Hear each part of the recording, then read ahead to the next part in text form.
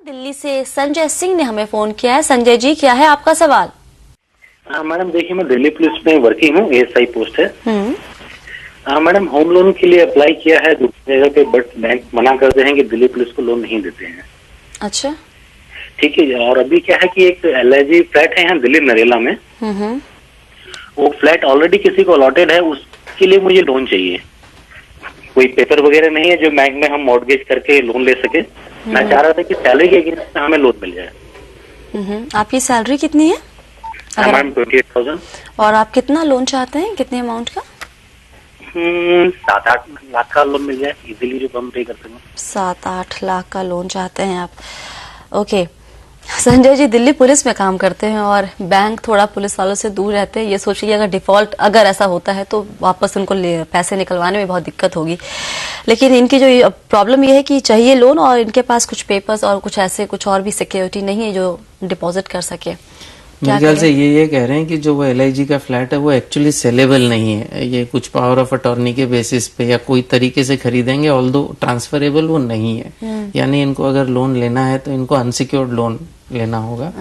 Unsecured loan तो इतना amount का मिलना बहुत मुश्किल है, क्योंकि जैसा आपने कहा, पहली बात unsecured loans public sector banks करती नहीं है जी। प्राइवेट सेक्टर बैंक्स में क्लियरली जो इनका सैलरी लेवल है उससे भी उनको प्रॉब्लम आएगी।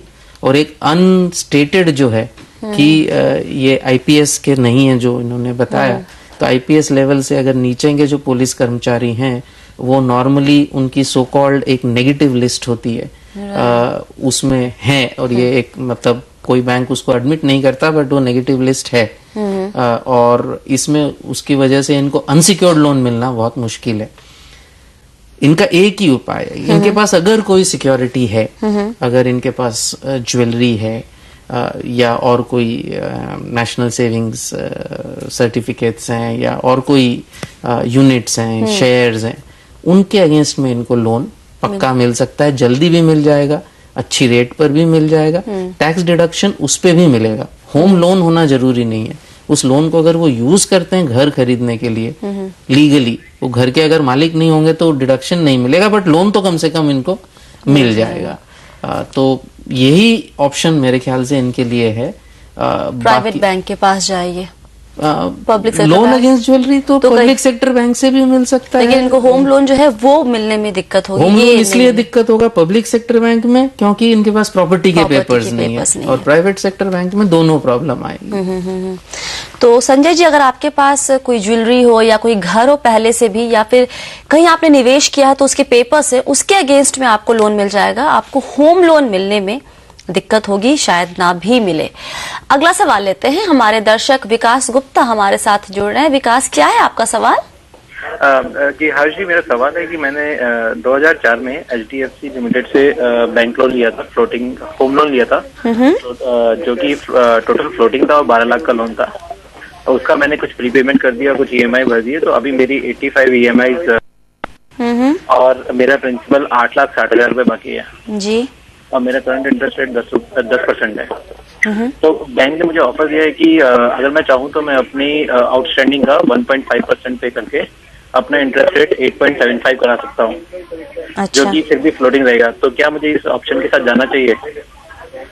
क्या करे विकास? हर्ष, तो आपको 1.25% का डिडक्शन मिल रहा है विकास जी, और पर एनम है ये, और मतलब 10 से आपकी रेट घट के 8.25 हो रही है, और उसके लिए 1.5% वो अगर आपसे चार्ज कर रहे हैं, तो मेरे ख्याल से इसमें फायदा है आपको। तो इसमें तो बहुत ज्यादा सोचने की बात नहीं, क्योंकि इसमें और कोई दिक्कत आपको नहीं है। हाँ, ये बात जरूर है कि अगर आपसे थोड़ी सी मेहनत अगर और हो सकती है, तो आज मार्केट में और भी बहुत विकल्प हैं। HDFC में भी विकल्प है, लेकिन वो एग्जिस्टिंग कस्टमर्स के लिए नहीं है।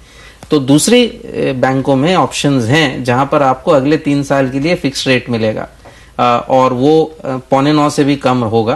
तो वैसा अगर स्कीम आपको करना है तो आप शिफ्टिंग का भी सोच सकते हैं, वरना अगर उतना जो है उसमें थोड़ी बहुत ऑफकोर्स नेचुरली आपको थोड़ा काम करना होगा, लेकिन अगर वो नहीं आप कर पा रहे हैं तो भी ये स्कीम तो आपको ले ही लेनी चाहिए। इसमें तो बिल्कुल आपको कोई नुकसान बिल्कुल भी नहीं है। तो विकास, आप ये स्कीम चाहे तो, ये ऑफर चाहे तो एक्सेप्ट कर सकते हैं, और अगर आपका मन है सस्ते लोन में और शिफ्ट करने का तो आप स्विच कर सकते हैं किसी और बैंक में। आजकल का बहुत सारे बैंकों के ऑफर भी आए हुए हैं, काफी सस्ता रेट ऑफ इंटरेस्ट वो प्रोवाइड कर रहे हैं।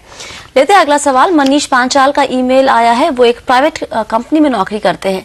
उनका कहना है कि जब वो एक बैंक के पास लोन लेने गए तो बैंक ने उन्हें ये कहकर लोन देने से इनकार कर दिया कि वो एक चौल में रहते हैं। हालांकि उनकी सैलरी 2 लाख रुपए सालाना है। वो जानना चाहते हैं कि बैंक उन्हें ऐसे कैसे मना कर सकता है और अब वो क्या करें। हर्ष? तो मेरे ख्याल से ये अनसिक्योर्ड लोन ले रहे होंगे। तो अनसिक्योर्ड लोन अगर है तो नेचुरली वो उसमें रिस्क जो होता है बैंक को ज्यादा होता है, उनके पास कोई सिक्योरिटी नहीं है। और जैसे हमने प्रोग्राम में पहले भी कहा कि पब्लिक सेक्टर बैंक्स बिल्कुल भी इसमें एक्टिव नहीं है। उनकी स्कीम्स हैं लेकिन वो बहुत ही रिस्ट्रिक्टिव है, बहुत कम लोगों को वो देते हैं। तो जहां तक प्राइवेट सेक्टर बैंक्स है उसमें सभी में अगर आप एग्जिस्टिंग कोई चौल में रहते हैं तो वो सभी के क्रेडिट प्रोफाइल्स में वो मना हो जाएगा। और जो 2 लाख की सैलरी भी है, अब जो कि वातावरण ऐसा है कि अनसिक्योर्ड लोन्स पे प्राइवेट बैंकों को पास्ट में काफी नुकसान हुआ है, तो अब वो ज्यादा केयरफुल हैं और वो टिपिकली 3.5 से 3.5 लाख रुपए की मिनिमम इनकम चाहते हैं, जिसके ऊपर के लोगों को वो अनसिक्योर्ड लोन के बारे में सोच सकते हैं। वो भी इन्हीं गिनी बैंक की हैं जो अनसिक्योर्ड लोन्स देती हैं। तो अब ये फैक्ट है कि अनसिक्योर्ड मतलब लोन देना या न देना ये तो बैंक का डिस्क्रिशन है और उसका रिस्क कैपेसिटी और रिस्क असेसमेंट पे डिपेंड करेगा। तो उसके बारे में तो कोई लोन मिलना जन्मसिद्ध अधिकार तो नहीं कह सकते। तो क्या इनके पास कोई ऑप्शन नहीं है?